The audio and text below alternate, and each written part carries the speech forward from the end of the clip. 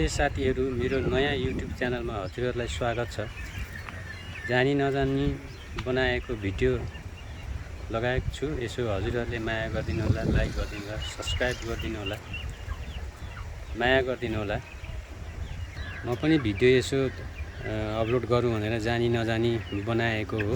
र यो चाहिँ मैले घरमाथि यसो छतमा केही सानो माछा क्यारेटहरूमा राखेर यसो अर्ग्यानिक सब्जीहरू फलाउने कोसिस गरिरहेको छु। र यहाँ एउटा फलेको पनि छ।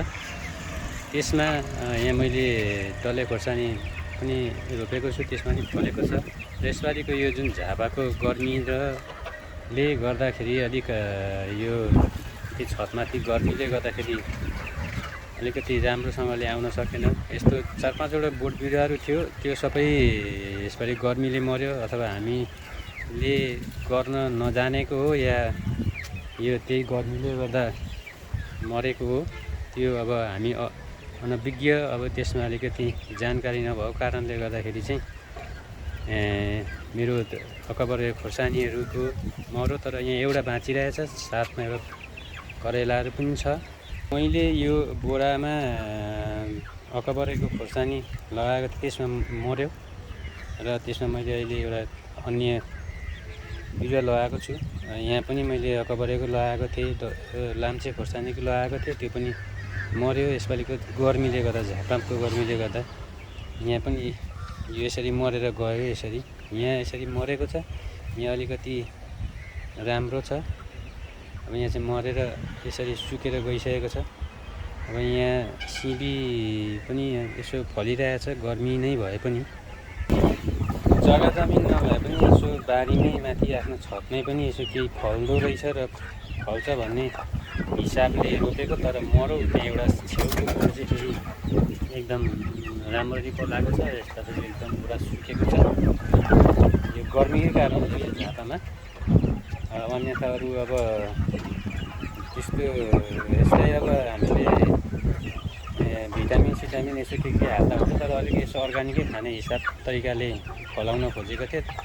अब यसरी मर्यो, केही छैन। फेरि अर्कोपल्ट फेरि प्रयास गरौँला। यही छतमै यसो कुखुरा पनि लगाएको छ।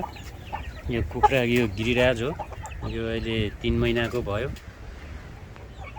ठुल्ठुलै भएको छ।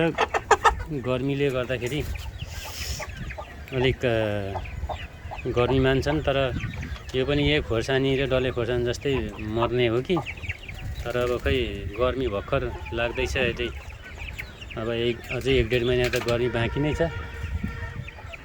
अब यो बिचमा गर्मी भएर भयो भने मर्न पनि सक्छ।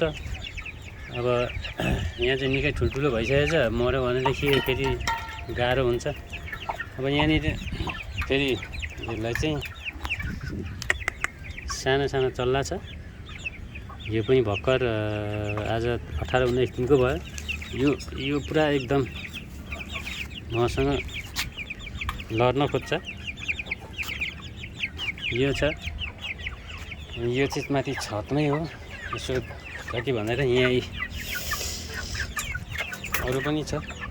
ल गर्मीले मर्ने हो कि यो डल्ले खोर्सानी र चाहिँ अब डल्ले खोर्सानी मरे जस्तै यो पनि मर्ने हो कि खोर्सानी मरे जस्तै यस्तै छ। यो मैले अब यसो जानी नजाने भिडियो हालेको। अब यिनीहरू सानो भर्खर 18-19 दिनको मात्रै भएको छ। यो गिरिराज हो, यिनीहरू चाहिँ अहिले गिरिराजका चल्लाहरू हुन्। यो समथिङ 1 महिनाको भयो यिनीहरू। यिनीहरूलाई चारो दिने व्यवस्था गर्दै गरेको। यो मैले पहिले त पालेको थिइनँ, तर अहिले भर्खर नयाँ फर्स्ट टाइमदेखि हो। योभन्दा अगाडि पालेकै छैन, यो फर्स्ट टाइम हो। अब यो चाहिँ अलिक सानो सानो छ। गर्मीले चाहिँ अलिकति झापामा साह्रो पर्छ त मर्छ कि भन्ने डर। तर अब यतिकैसम्म चाहिँ अहिलेसम्म चाहिँ मरेको छैन। सायद गर्मी पनि ठेक्छ होला। यो अलिकति सानोहरू भयो, यो अलिकति ठुलो भयो। यहाँ अलिक ठुल्ठुलो छ। यो अघि पनि मैले एकपल्ट अगाडि देखाइसकेको छु। यहाँ 3टा लोकल छ, 5वटा गिरिरहेको छन्।